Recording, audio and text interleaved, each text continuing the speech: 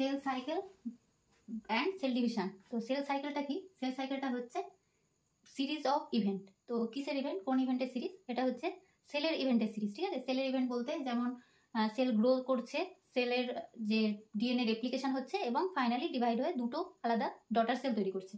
তো এই যে ডটার সেল তৈরি করা, ডিভাইড হওয়া, এই যে পরপর যে প্রসেসগুলো সাইকেলের মানে একটা কমপ্লিট একটা সাইকেলের মধ্যে সম্পূর্ণ হচ্ছে, এটাই হচ্ছে সেল সাইকেল, ঠিক আছে। তো সেল সাইকেলটা মেনলি দুটো ফেজ দেখা যায়।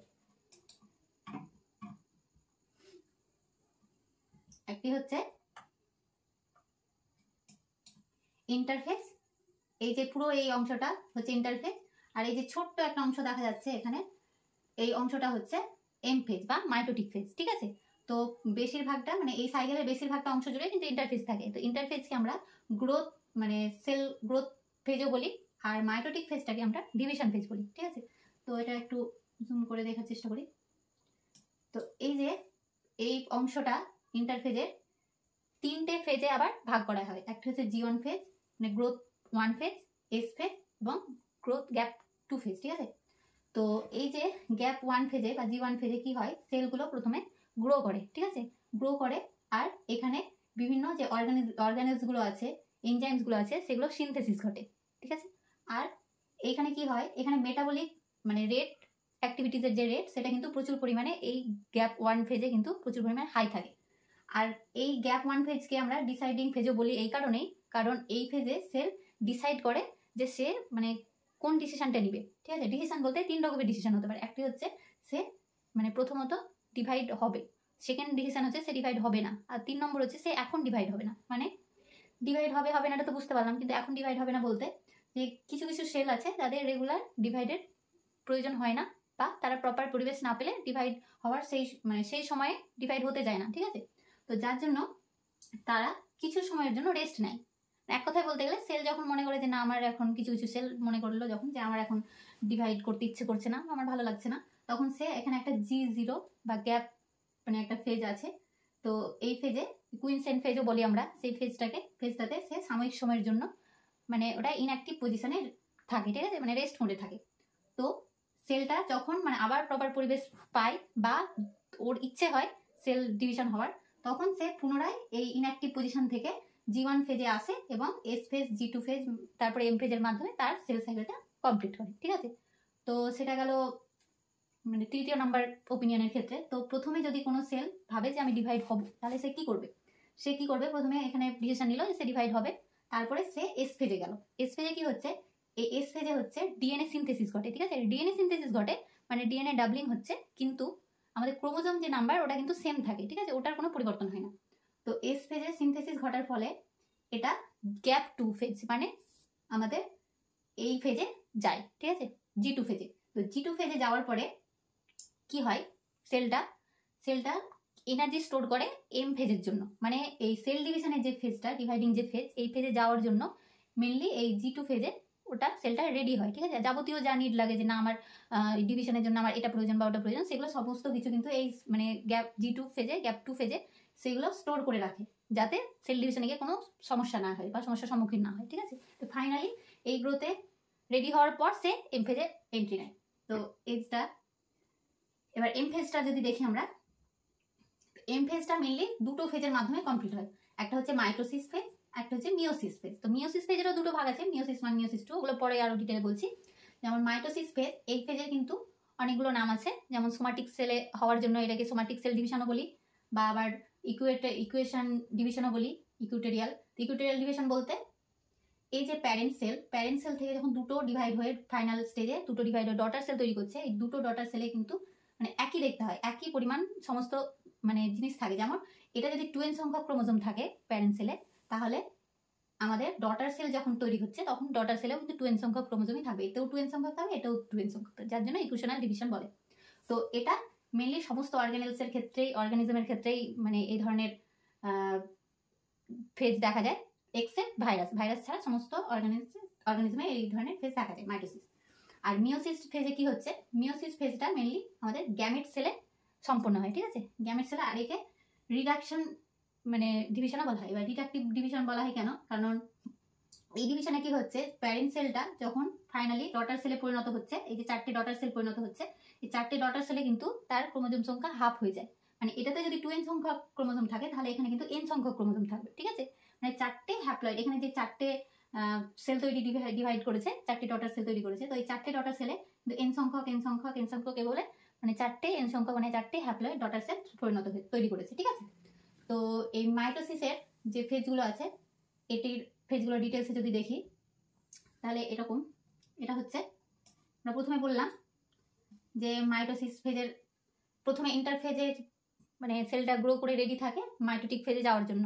তো এম ফেজের প্রথমে যখন ওটা প্রোফেজে প্রবেশ করে তার আগে কি থাকে, ক্রোমাটিনগুলো বিক্ষিপ্ত অবস্থায় থাকে, ঠিক আছে, আলাদা আলাদা প্যাকড থাকে না। তো এখানে প্রোফেজ দশায় আসার পরে এই যে আমাদের যে ক্রোমাটিনগুলো এগুলো কি হচ্ছে, এখানে প্যাকড হতে শুরু করেছে, দিয়ে একটা ক্রোমোজোমের শেপ দিচ্ছে, ঠিক আছে, শুরু হয়েছে। পরে ওই মানে দশাতে শুধুমাত্র ক্রোমোজোমের শেপ দিতে শুরু হয়েছে, প্রসেসটা এখনো শেষ হয়নি, ঠিক আছে, জাস্ট শুরু হয়েছে প্রোফেজে। আর কি হয়েছে, এই যে সেন্ট্রোমিয়ারগুলো, যে এগুলো সেন্ট্রোমিয়ার, এখানে সেন্ট্রোমিয়ারগুলো আস্তে আস্তে এই ইকুয়েটারের মানে এতে পজিশনে আসার জন্য এই পোলে, নর্থ পোল মানে অপোজিট পোলে দুই দিকে দুটো সেন্ট্রোমিয়ার অপোজিট পোলের মাঝ বরাবর আসতে শুরু করে এই প্রোফেজ দশায়, ঠিক আছে। প্রোফেজ দশায় আরেকটাও হয়, সেটা হচ্ছে এখানে নিউক্লিওলাস যে বাইরের আবরণটা, সেটাও কিন্তু মানে ডিসঅ্যাপিয়ার হয়ে যায়, ছোট ছোট ছোট ছোট ক্ষুদ্র মানে অংশ ভাগ হয়ে যায়, দিয়ে ওগুলো আর দেখতে পাওয়া যায় না এই প্রোফেজ দশা থেকে। তো মেটাফেজ দশায় কি হচ্ছে, মেটাফেজ দশায় মানে আসার পরে যে সেন্ট্রোমিয়ারগুলো এগুলো একদম প্রপার নর্থ পোল সাউথ পোলে মানে ফিক্সড হয়, তারপরে এই ক্রোমোজোমটা ইকুয়েটার বরাবর সজ্জিত হয়, ঠিক আছে, একদম প্রপার প্লেস হয়, আর ক্রোমোজোমটা একদম পূর্ণ মানে শেপ তৈরি হয়, এখানে শুরু হয়, এইখানে মেটাফেজের শেপটা মানে একদম কমপ্লিট হয়। কমপ্লিট হওয়ার পরে কি হচ্ছে, এই যে অ্যানাফেজ, ঠিক আছে, তারপরের ফেজে যাচ্ছে অ্যানাফেজ। অ্যানাফেজে কি হচ্ছে, এই সেন্ট্রোমিয়ারগুলো ক্রোমাটিডগুলোকে মানে ইকুয়েটার বরাবর ভাগ করে দিচ্ছে, ঠিক আছে, তো এইভাবে ভাগ করে দিচ্ছে। তো ভাগ করে দেওয়ার পরে এই যে এখানে টেলোফেজ দশায় ফাইনালি এই মানে পুরো সেল ডিভিশনটা কমপ্লিট হচ্ছে। এই টেলোফেজ দশাতে আরেকটা কি হয়, নিউক্লিয়াসটা যেটা এই যে এখানে বললাম, যেটা নিউক্লিয়াসটা এখানে মানে ডিসঅ্যাপিয়ার হয়ে যায়, দেখতে পাওয়া যায় না, সেই নিউক্লিয়াসটা কিন্তু আবার সেল ডিভিশনের পরে এখানে আবার দেখতে পাওয়া যায় টেলোফেজ দশায়, ঠিক আছে। এখানে দেখার পরে কি হচ্ছে, এটা টেলোফেজ দশার পরে এখানেই শেষ হয়ে যাচ্ছে আমাদের মাইটোসিস ডিভিশনটা, কিন্তু তারপরে এটা সাইটোকাইনেসিস ঘটছে। সাইটোকাইনেসিস বলতে হচ্ছে এর সাইটোপ্লাজমগুলো আলাদা হয়ে যাচ্ছে।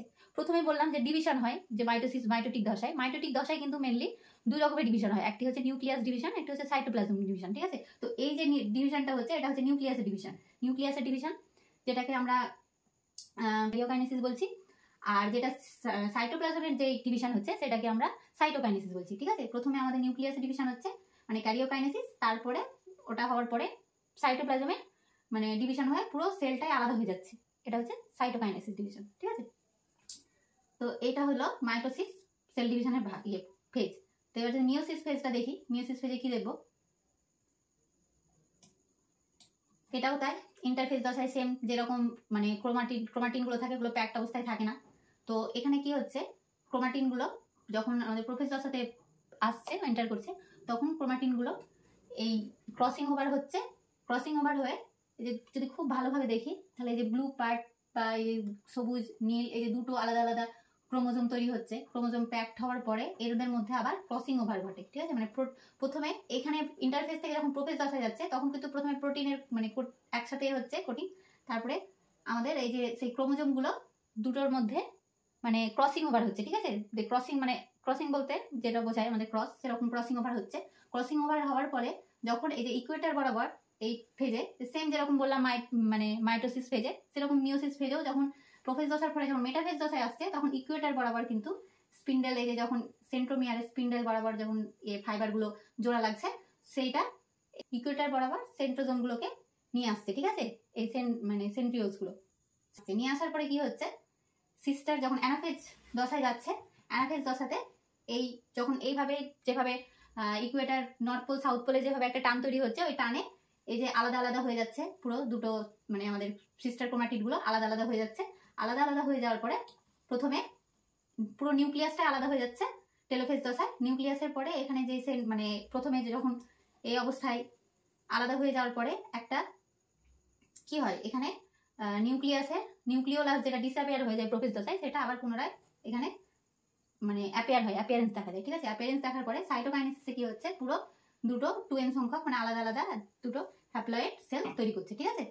তো হ্যাপ্লয়েড সেল, তো এটা মিওসিস 1 যাওয়ার পরে এই যে দুটো হ্যাপ্লয়েড সেল এটা কিন্তু আবার মিওসিস 2 তে অংশগ্রহণ করছে। মিওসিস 2 তে কি করে অংশগ্রহণ করছে, এই যে এটা একটা হ্যাপ্লয়েড তৈরি করেছে মিওসিস 1 এ, এটা একটা মিওসিস 1 এ তৈরি হচ্ছে, দুটো হ্যাপ্লয়েড সেম ভাবে এই যে প্রথমে প্রোফেজ, মেটাফেজ, অ্যানাফেজ, টেলোফেজ এইভাবে 4টে ফেজের মাধ্যমে সেম ভাবে কিন্তু 4টে হ্যাপ্লয়েড সেল তৈরি হচ্ছে, ঠিক আছে। তো এটা মিওসিস এবং মিওসিস 1 এবং মিওসিস 2 ফেজের মধ্যে মিওসিসটা কমপ্লিট হচ্ছে। তো এই যে মানে মাইটোসিস, মিওসিস এগুলোর যদি সিগনিফিক্যান্স দেখি, মানে কেন প্রয়োজন আমরা যদি এটা দেখি ভালো করে, তাহলে কি করে কি বুঝবো যে মাইটোসিস মানে যে সেল ডিভিশনটা এটা মেনলি আমাদের যখন কিছু সেল ডেড সেল বা ড্যামেজ সেল, কিছু সেল যখন আমাদের মানে মৃত মারা যায়, ড্যামেজ হয়, ওই সেলগুলোকে মানে যায় পূরণ করে, কিন্তু পূরণ করার জন্য কিন্তু এই সেল ডিভিশনটা খুব মানে আবশ্যিক, ঠিক আছে, এই মাইটোসিস সেল ডিভিশনটা। আর একটা হচ্ছে আমাদের যারা অ্যাসেক্সুয়াল রিপ্রোডাকশন তাদের জন্য কিন্তু মাইটোসিস যেই ফেজটা সেটা কিন্তু খুব গুরুত্বপূর্ণ। আর মিওসিস ফেজটা কি হয়, মিওসিস ফেজটা সেক্সুয়াল রিপ্রোডাকশনের জন্য জরুরি। আর মানে একটা নির্দিষ্ট কি বলে ওটাকে, নির্দিষ্ট ক্রোমোজোম নাম্বার মেনটেন করার জন্য কিন্তু এই মিওসিস যেই এটা মিওসিস ডিভিশনটা এটা খুব জরুরি। আর একটা হচ্ছে যে ভেরিয়েশন, মানে কোনো একটা জীবের মধ্যে যে ভেরিয়েশনগুলো তৈরি হয় সেই আলাদা আলাদা ভেরিয়েশন, ওটা কিন্তু এই মিওসিস ফেজের মাধ্যমেই সম্ভব, ঠিক আছে। এটা মাইটোসিস ফেজে কিন্তু, যেহেতু মাইটোসিস ফেজে বললাম যে দুটো, এই যে মাইটোসিস ফেজে যেহেতু বললাম যে মাইটোসিস ফেজে দুটো সেম নাম্বারের তৈরি হয়, সেহেতু প্যারেন্ট সেলের সাথে এর কোনো ভেরিয়েশন থাকে না, ঠিক আছে। কিন্তু মিওসিসে কি হয়, এই ভেরিয়েশনটা এখানে কিন্তু দেখা যায়, 4টে আলাদা আলাদা হ্যাপ্লয়েড সেল তৈরি হয়, সেহেতু ডটার সেলগুলোর মধ্যে প্যারেন্ট সেলের সাথে ভেরিয়েশন ব্যাপকভাবে লক্ষ্য করা যায়, যার জন্য আমাদের মিওসিস মানে ডিভিশনটা খুব বেশি গুরুত্বপূর্ণ। তো এটা যদি মাইক্রোস্কোপিক কিছু স্ট্রাকচার দেখি আমরা, তাহলে এরকম মাইক্রোস্কোপে একটা স্ট্রাকচার দেখতে পাবো সেল ডিভিশনে, যেভাবে ডিভাইড হচ্ছে, ঠিক আছে। তো যদি এক্স্যাক্ট দেখতে চাই তাহলে এই যে এটা হচ্ছে মিওসিস ডিভিশন, মিওসিস সেল ডিভিশনের এরকম, এই যে এগুলো ক্রোমোজোম, এগুলো ক্রসিং ওভার হচ্ছে, এই যে এখানে পুরো ক্রোমাটিডগুলো আলাদা আলাদা হয়ে যাচ্ছে ডিভিশন হওয়ার পরের ফেজ। এটা হচ্ছে মিওসিস ডিভিশন, আর এটা হচ্ছে মাইটোসিস ডিভিশন। মাইটোসিস ডিভিশনে এই যে এগুলো ডটার সেল, প্যারেন্ট সেল এগুলো পরপর এগুলো দেখা যায়, ঠিক আছে। এগুলো মাইক্রোস্কোপিক ভিউ।